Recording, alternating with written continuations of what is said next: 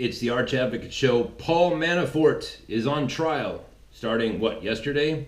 Pay attention, folks. Now, let me start off this show with a quote. Today we need a nation of Minutemen, citizens who are not only prepared to take up arms, but citizens who regard the preservation of freedom as a basic purpose of their daily life, and who are willing to consciously work and sacrifice for that freedom. The cause of liberty, the cause of America, cannot succeed with any lesser effort. Let me read that to you again. Today we need a nation of Minutemen, citizens who are not only prepared to take up arms, but citizens who regard the preservation of freedom as a basic purpose of their daily life, and who are willing to consciously work and sacrifice for that freedom. The cause of liberty, the cause of America, cannot succeed with any lesser effort. That is a quote from John Kennedy, President of the United States, now deceased, January 19th, 1961. Friends, these are very strange times that we are living in. And really that's what this show is dedicated to, is to, I have my perspective and you have your perspective, and if we all come together and put all the pieces together, we can see it more clearly. Paul the Apostle said that. Right? He says, you do your part, I'll do my part, that guy will do his part, we'll all come together and put all the parts together, and then we'll have a clearer picture of the kingdom of God. That's what he said. I can qualify that statement, but I won't on this particular episode. What are we looking at right now with Paul Manafort? Well, let me tell you a story about tax evasion. How about that? Let's start there. Because ultimately that's what the Paul Manafort charges are. They're for tax evasion, or tax fraud and banking fraud from the years 2005 to 2007. Do not lose sight of those figures and those facts. 2005 to 2007, right? So the things that he is being accused of, whether he did it or not, it took place before the Obama administration, right? So one last little factoid before we move forward. He's actually facing, if he's found guilty on all charges and got punished to the full extent of the law, he would be facing over 300 years in prison. Okay? Now, I'm a big fan of the law, right? Even the laws that I disagree with, right? I've made it very clear before, I am very much opposed to the way that the federal government approaches the problem with cannabis. I think that it's completely overboard, and I could get all conspiracy theory on you about what was his name? Hearst, William Randolph Hearst. He's the reason why cannabis is now illegal in the United States. But I digress. All right. Now, cannabis is against the law. I'm not for that. But on the other side, it's like if you break that law, it's like you knew what you were doing, right? You knew that that was a law and you broke it. So you get whatever's coming to you, And so I wish that that was no longer illegal, because I don't believe that those people that got what they had coming to them, I believe that that's too severe. And I think the whole thing could be just washed away if we just re-legalized it, right? But again, that's not what this show is about. This is about law, fairness, and, a couple other things. Now, when we approach, if you're going to look at it, now listen, I know this is boring stuff, right? Oh, Paul Manafort, I never heard of him before any of this happened. Oh, there's just a bunch of rich political douchebaggery going on, and I just really don't want to pay attention. I'm telling you, you need to pay attention. Here's why. And it really doesn't have a whole lot to do with the man himself, Paul Manafort. There is a deeper spiritual thing happening here. Again, on this program, we talk about pragmatic spirituality, stuff that we can prove, right? Now, let me explain that. As far as approaching this to a spiritual thing. Now, you may believe, listen, if you're listening to this show, you believe one of two things as far as the evolution or creation of mankind, right? You either believe that mankind has been evolving for hundreds of millions of years, or you believe that an almighty, super intelligent being exerted its power and created mankind in one day, right? Created the earth and all the heavens in 6 days, and on that sixth day, mankind came into the picture. You either believe one of those two things, right? So whoever you are, welcome, welcome, right? I'm not here to debate that on this program, on this particular episode. But no matter what you believe, you have to believe that no matter what, mankind's been around for a long ass time, right? We can all agree on that. Mankind's either been here for about 7,000 years or hundreds of millions of years. Either way, it's a long ass time.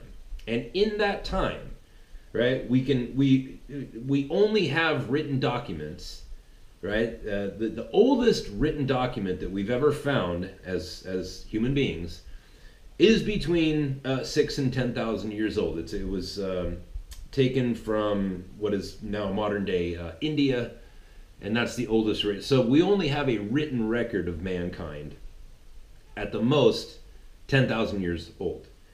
10,000 years is a long ass time. So we have a written, that's how much of written history we have. And we can go back through all of written history. We can see the evolution of societies, right? Societies do evolve, right? We change.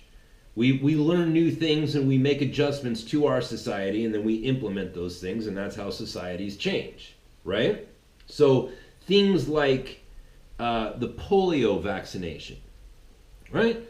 Now, I just had a baby a year ago. This month, my son turns 1.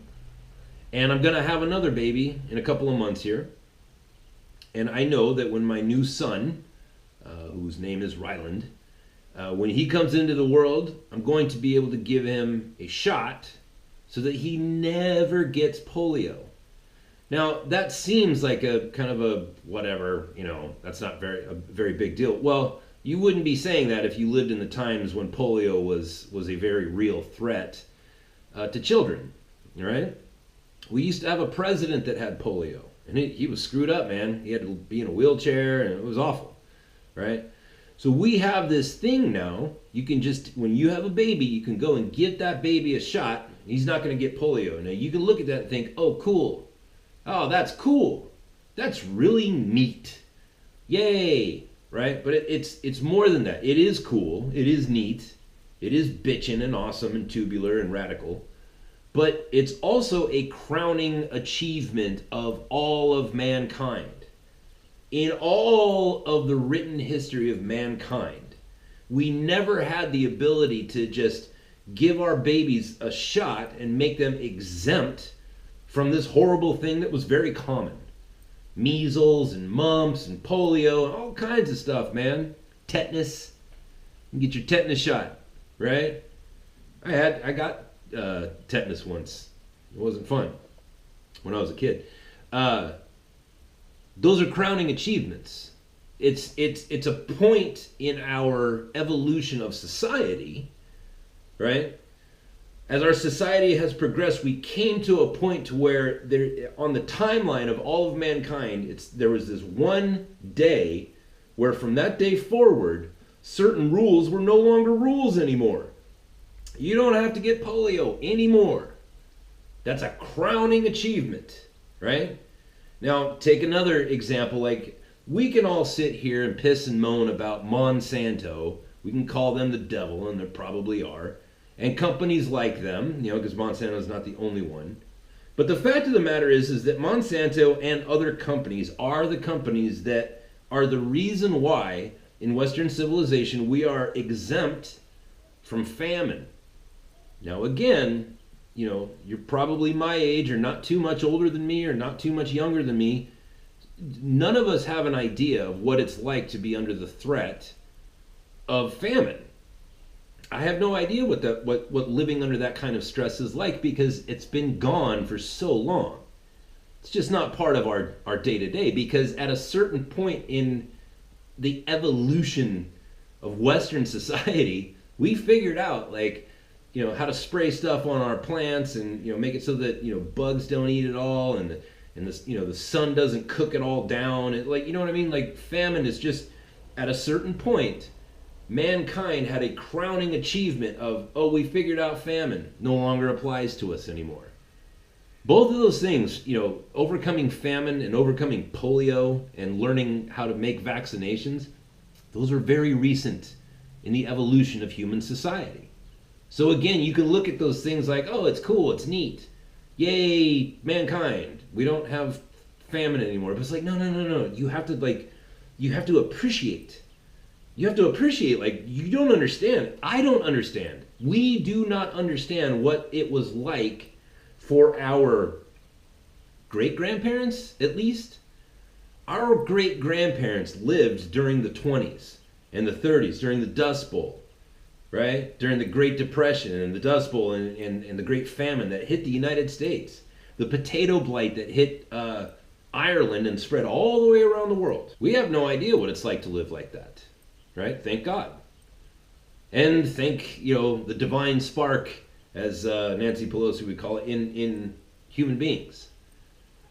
And so, society evolved, and it's like, we cannot let go of that, right? We can never go backwards, because it would mean that we would have to go back to famine and go back to, having to crank out 8 to 10 kids so that 2 of them might live through the polio or the typhoid or, whatever.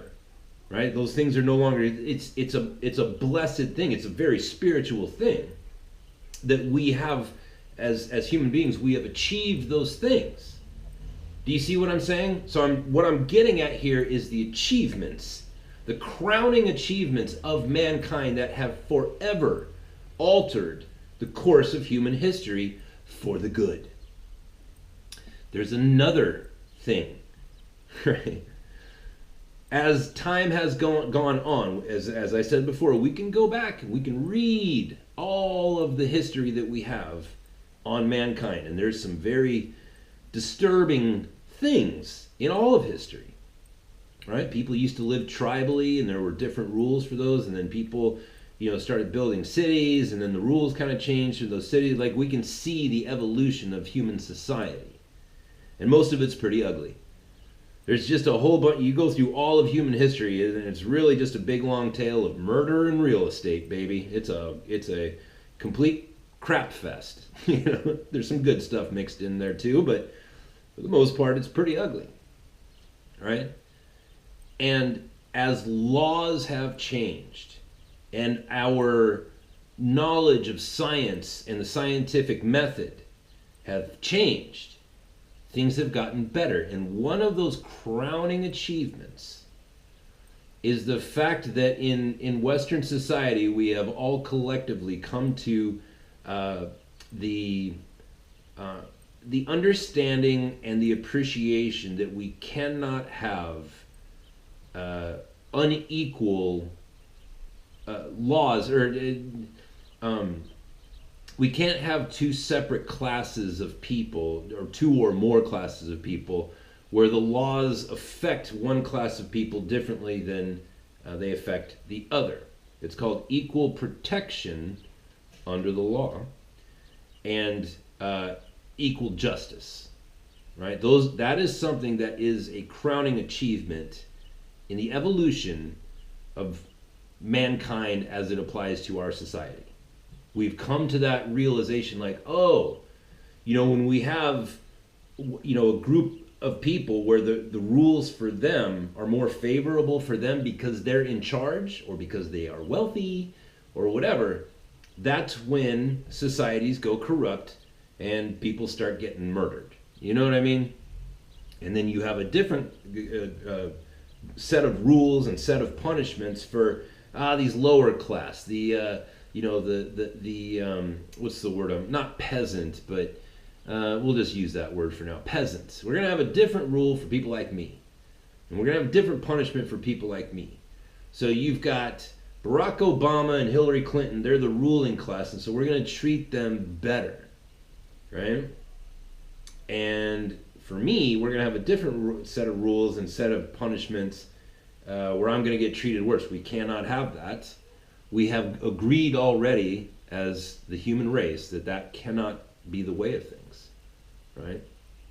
So what does all this have to do with Paul Manafort? That's what I'm getting at, right? Let me tell you the story of a man named Dr. Kawish. This was a big nationwide story, Dr. Glenn Kawish, but this story comes out of San Diego, and I remember this story vividly. Dr. Glenn Kawish was he was the kind of eye doctor that performs laser surgery. Now, I have had LASIK surgery on my eyes, and I can tell you, like right now, I don't have a lot of money, right? I used to make a lot of money. Now I don't have a lot of money, and I don't make a lot of money. And when I used to be balling out of control and I was making all kinds of money, I bought a lot of things. And one of the things that I spent my money on was LASIK surgery. And it was the best money by far that I've ever spent in my life. It was the best money I ever spent in my life. And if you told me right now, because right now, I need money. I'm doing everything I can to, write emails to people that sell things on podcasts like Black Rifle Coffee, and I'm writing to, the Dollar Shave Club and whatever, and just saying, hey, listen, let me sell your products. I've got a small audience here. I can sell your products, and we can both make a little bit of money, right? And if you told me right now, as badly as I need money, if you told me you can have all of the money that you spent, not just on your LASIK surgery, but all the money that you blew when you were, paying for everybody's bar tabs and flying to Australia and staying down there for a month, and you can have all that money back, but your eyeballs have to go back to the way that they were before the LASIK surgery. I would say, no, thank you. I don't need that money that bad. You know what I mean? Best money I ever spent in my life. It changed, I could see so clearly that I could literally feel my thoughts processing differently and clearer. You know what I mean? It was if anybody ever asked me, hey, what do you think about LASIK surgery? I'd be like, do it. Do it. Do it. Sorry to tell you that backstory, but Dr. Glenn Kawish, he had a whole bunch of the centers where they do LASIK surgery, and he had a bunch of famous clients it was Britney Spears and all those people, all the super famous people in the early 2000s. He was fixing all of their eyes, and he would run commercials non-stop on the radio and on TV, and you would have what was that one girl's name? She was real famous for 2 years. But, just super famous people on his commercials. You know what I mean? This guy was making a ton of money. And the IRS came in and they busted him, right? He had been cheating on his taxes. Now, there's two different things about tax evasion. There's tax evasion.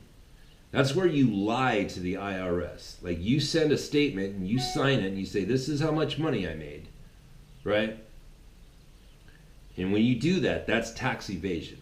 And then there's tax avoidance. That's where you owe taxes and you don't have the money and you just end up not paying it. You know what I mean? That's called tax avoidance, and it's very different. The consequences are very different, right? But tax evasion is when you lie to the IRS and say, well, I made this much money, and when in fact you made that much money. Dr. Kawish did exactly that. He was making millions and millions and millions of dollars. And he lied about his taxes to the tune of, I believe it was $4 million, right?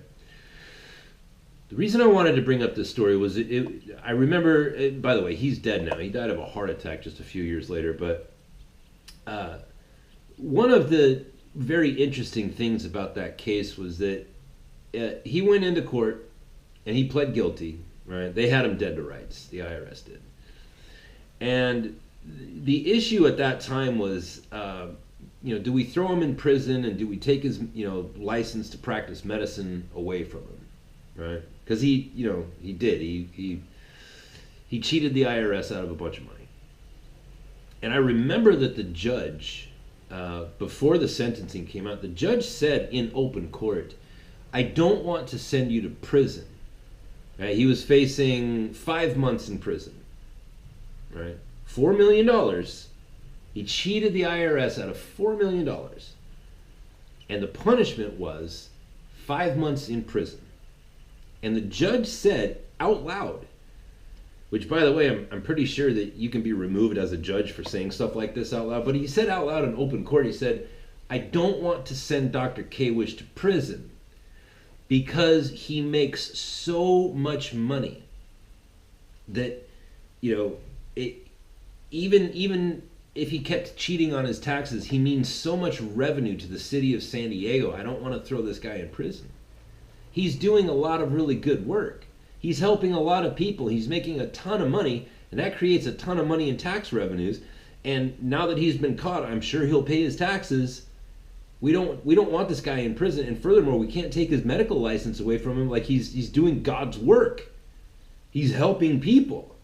And I, for one, can tell you, I don't give a damn that he didn't pay his taxes, man. LASIK surgery is one of the best things that's ever happened to me, right? But as it turned out, they suspended his medical license, so they didn't take it away from him, and he went to prison for 5 months. And then he got out, and then they gave him his medical license, and he went back to work. That was it. That's the end of the story. That's how severe it was for cheating $4 million. 5 months in prison and some house arrest, but he got to go back to work and help people out and make a bunch of money in the process. That's the punishment that this man received for cheating the government out of $4 million. Why did I just tell you that story? Context, right? Context. Paul Manafort is accused of cheating the government out of tens of millions of dollars. All right, but remember, that's not how our judicial system works. Right? It's not the amount. Right? The amounts are set. Like, if you get caught with a dime bag of cocaine, you're going to go to prison.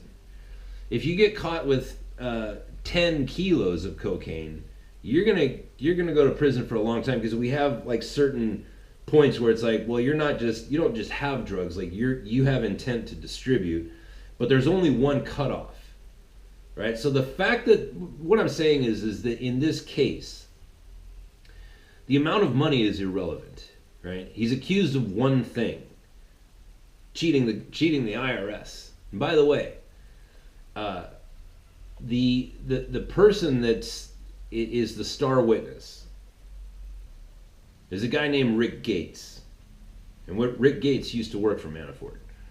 And so in his opening statement, Thomas Zennel, one of Manafort's 5 defense lawyers, said Mr. Gates embezzled millions from Mr. Manafort, and then, fearing prison time for his own misdeeds, turned on him under pressure from Mueller. Okay? Now we have a rat. Right? We have a guy that broke the law, got caught, and then is receiving protection from Mueller. Right? It's dude, you committed a crime. So that's going to be significant in this case, because the fact is that if that's true, right? If that happened, that's one of the main things that the defense is going to use to just plant a seed of doubt, right? The way our legal system works is you have to prove guilt, and if there's even a shadow of doubt, you walk. Right? So if the prosecution's star witness is a thief, an embezzler who got caught, who actually did get caught, which I don't know if he did or not, but if that's the case, this is going to be very interesting. But the point that I'm trying to get to is, in these times, right, we're all looking around at how bizarre everything is. We know that Hillary Clinton broke the law. We can see it, right? We can see that the FBI covered for her, And we can see that there was a secret court called a FISA court where Barack Obama sent his people into the FISA court and said, we need to spy on an American citizen. And the FISA court said, well, you better make a compelling case. And they said, oh, we have this dossier. Tells you everything you need to know. And we know that that dossier was paid for by Bill and Hillary Clinton. Nothing to see there? Nothing to see there? You don't have any questions about that. You see what I'm saying? Up until the founding of the FISA court, which I believe was 1974, 75, something like that, there was no such thing as a FISA court. You could not spy on an American citizen. That's why what Richard Nixon did was illegal. You can't spy on American citizens. It is against the Bill of Rights. It strikes at the very heart of our crowning achievements as the human race. You can't spy on your own people. And then they changed the rules a little bit and said, well, you know, these are different times. There's nuclear secrets now. There's all kinds of stuff. We need to have a special court to where if we really feel like we need to spy on an American citizen, we can have judges that we can go to and say, now look, I understand that, you know, the Bill of Rights and everything, but let's not screw around here. There's people doing dirty dirt. We need to have a closer look at them. It's a big deal, right? We hear these terms all the time and we think, oh, okay, I guess there's a FISA court now. But no. It's a big deal. It's a big deal. And this FISA court said, okay, based on what you've presented to us, that was paid for by the Clintons, go ahead and spy on one of the most prominent Americans in our history, Donald Trump. You may hate the guy, right? Like liberal Sam, like you can hate the guy, right? I don't hate him, but I understand people that do. Right? I understand, well, I don't understand why they hate him, but I understand that they do. And also, I'm well acclimatized to the fact that no matter who the president is, whoever it is, half of the country's going to hate him. You know? So I'm already ready for that. But in your hatred, you know, these people with their hatred of Donald Trump, can you not see that there is foul play going on here and there is a double set of rules? Paul Manafort is facing over 300 years in prison for tax evasion and tax fraud. That is excessive. And not only that, but anybody with an objective mind can at least make the case that they're not really going after Manafort. They're trying to put the screws to him to get to Trump, and that is using the law as leverage. That's not what the law is for. The law is there to guide us, you know, to be a ruler, like a 12-inch ruler, to be the yardstick, if you will, right? For people like me, it's the yardstick. To be the yardstick that tells us which direction to go in our lives. And it is there to mete out punishment to people who break it. It's not there to be a weapon and a tool to manipulate people and manipulate societies. And that's exactly what's going on here. They don't give a damn about Paul Manafort. They're trying to get to the president, right? So, and even that, you could be sitting there and saying, well, look, I think Donald Trump is dirty and therefore I don't really care what goes on, right? I don't care how they get him. I just want him to get got. Okay, right? Like I understand that you think that way. But the problem with that is that when you start coming up with double sets of rules, when you have a protected class of people, right? Like the Clintons are protected. It is clear to everybody that the FBI covered for them, right? They absolved them before there was any investigations, right? That's clear. That's clear to anybody. That's clear to even the furthest leftist. Is that before any investigations even happened, Hillary Clinton was cleared. That means that we now have a caste system. That's what they have in India, right? There's 5 castes, and the Brahmin class is at the very top, right? In India, you go there, and when the lowest class, I don't remember what they're called, but if the people who are in the lowest class, if they go into a restaurant and they sit on the floor and they eat their meal, when they get up and leave, what the restaurant owner does is they take a mop and they get it wet with this water that's mixed in with literal cow shit, and they swab where those people were sitting to cleanse it, because those lower class people, in the eyes of the higher class people, cow shit is cleaner than they are. That's what you get with the caste system. And when we have a caste system in the United States, you have to appreciate this, people. That means that we are it's like we're going back to the times before there was a polio vaccination or, weed killer. We're going back to those times. We're going back to a time when there's a caste system where Bill and Hillary and Barack Obama and Eric Holder and John Brennan and Peter Strzok, they're different than us. They're better than us. And when they look at us, they see us as being less than cow shit. That is a very big problem. And to you leftists who think, yeah, we're winning. We're manipulating the law now, and it's on our side, and we've got the reins on it. Okay. So you don't have any ability to look into the future and see any possible scenario where that bites you in the ass. You don't see that? You don't see that happening, like when the Democrats changed the filibuster rule, and what was that, 2012, 2013? When they had the House and the Senate and they changed the filibuster rule so that the Republicans couldn't block their decisions? And one of the leading Democrats stood up and said, guys, this is only going to work as long as we're in power, and these things tend to shift.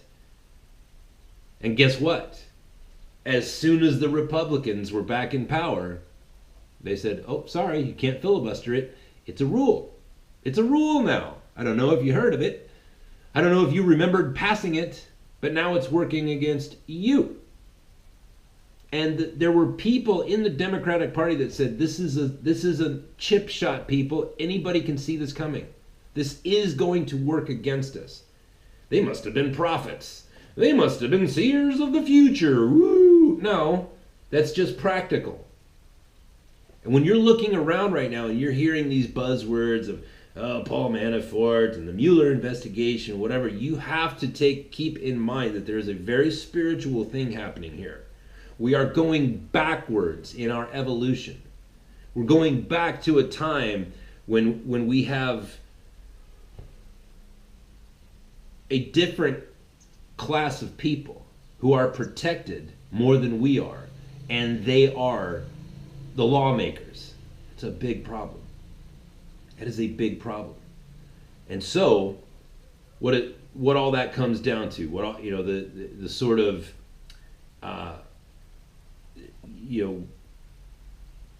the apex of this particular thought is this: today we need a nation of Minutemen, citizens who are not only prepared to take up arms, but citizens who regard the preservation of freedom as basic,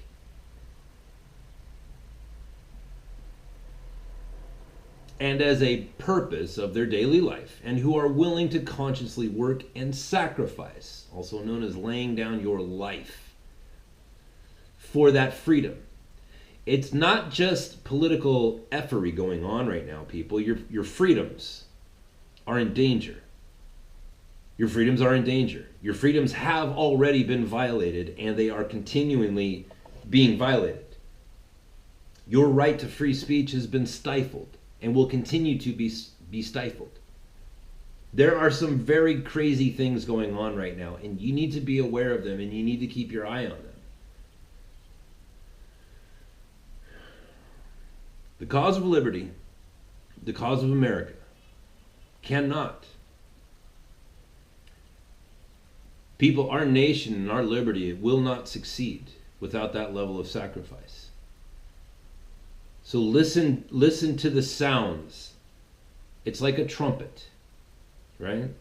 Everything that's going on right now, it is calling out to you.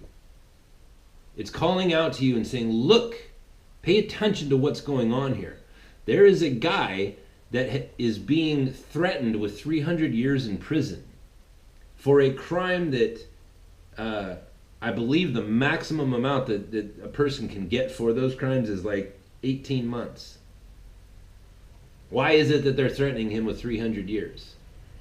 Why is it that there are people who have the power to make those kinds of decisions? That's not the kind of that's corruption. That means the power has corrupted those people. And if you want to continue to be free, you better pay attention to what's going on here, and you better pay attention to this case. I'm not saying Paul Manafort's a good dude.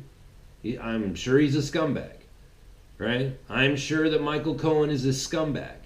I'm sure all those people are scumbags, but that's not the point.